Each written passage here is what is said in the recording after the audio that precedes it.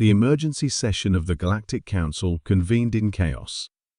Representatives from 1,000 worlds filled the crystalline amphitheater, their varied forms creating a symphony of alien voices that the universal translators struggled to process. At the center of it all, Admiral Zeftar of the Valonian Empire delivered the devastating news with mechanical precision. Queen Lysera's biosignature has been confirmed aboard the Void Serpent, the reptilian admiral announced, his scaled hide shifting from deep purple to alarmed crimson. The ship entered the Maelstrom Nebula 17 standard hours ago. All rescue attempts have failed. A collective shudder rippled through the assembly. The Maelstrom Nebula, a cosmic graveyard, where space itself seemed to fracture, where ships vanished without trace, where even the most advanced civilizations feared to venture. And now, their beloved galactic queen, the telepathic beacon who had united their fractured galaxy in peace for over 3 centuries, was trapped within its hungry depths. The mathematics are clear, declared computational prime Exerion, its cubic form pulsing with calculated certainty. Rescue probability, 0.3%. Resource expenditure versus success ratio, catastrophically inefficient. Logical conclusion, accept the loss and begin succession protocols. Murmurs of reluctant agreement echoed through the chamber. The Altarians, masters of probability manipulation, nodded their elongated heads in solemn accord. The crystalline thought weavers chimed their harmonic consensus. Even the emotional empathy delegates, tears flowing freely down their translucent faces, acknowledged the cold logic. But in the human delegation's corner, Captain Sarah Chen rose to her feet. With respect to the Council, she said, her voice cutting through the alien harmonies like a blade, we volunteer for the rescue mission. The amphitheater fell silent. Then slowly, laughter began, a sound that translated poorly across species, but conveyed universal derision. Admiral Zeftar's crest flared in what might have been amusement. Humans, he hissed, your species has been part of the galactic community for merely 2 centuries.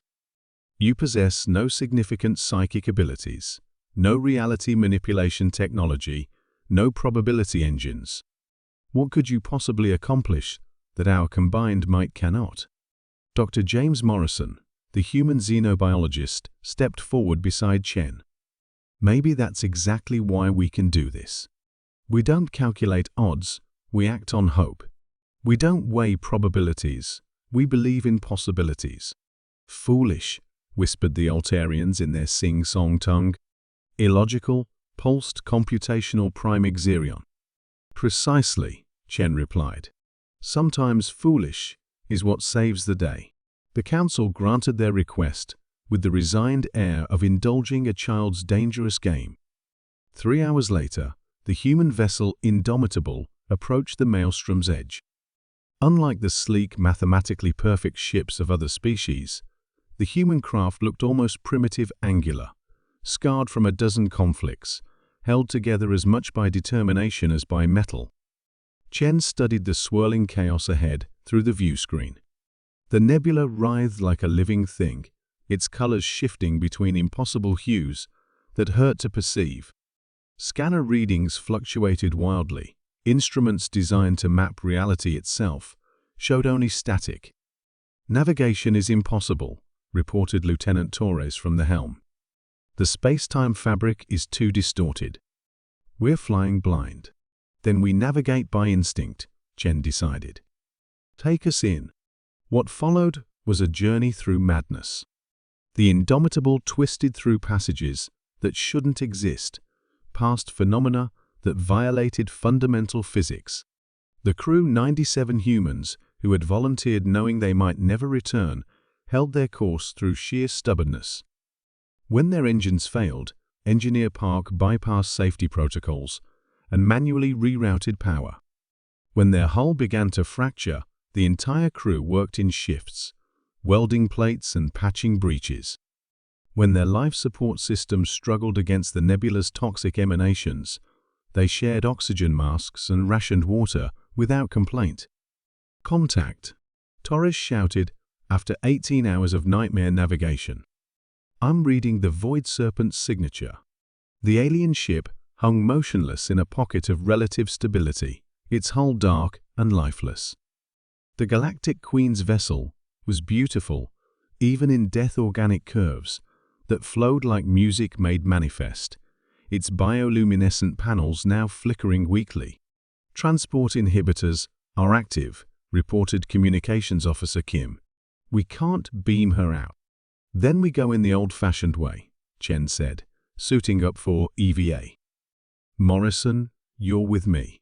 If her metabolism is shutting down, we need your expertise." The airlock of the Void Serpent opened to reveal corridors that pulsed like arteries. They followed the bioship's nervous system toward the central chamber, where Queen Lysara lay suspended in her crystalline life pod, her ethereal form barely visible through the failing stasis field. Morrison checked his readings. "She's alive, but barely. The pod's power is almost depleted." "Can we move her?" "Not without killing her. The stasis field is the only thing keeping her cells stable in this environment." Chen studied the dying technology surrounding them. Every calculation said it was impossible. Every probability curve indicated failure. Every logical assessment pointed to inevitable death. But humans had never been particularly logical. "Torres," she called over the comm, "bring the ship alongside. We're taking the whole pod section." "Captain, that's impossible.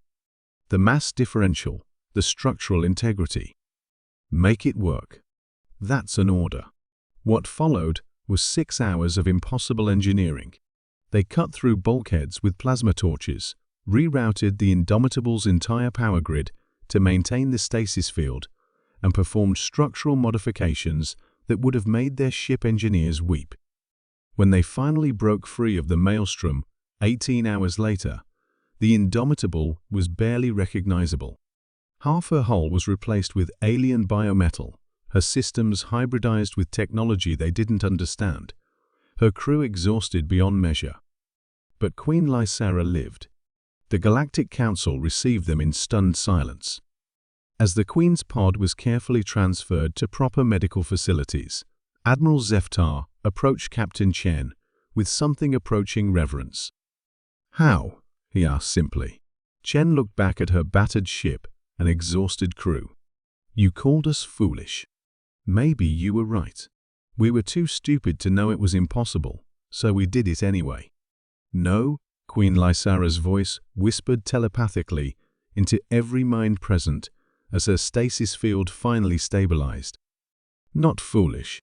Brave.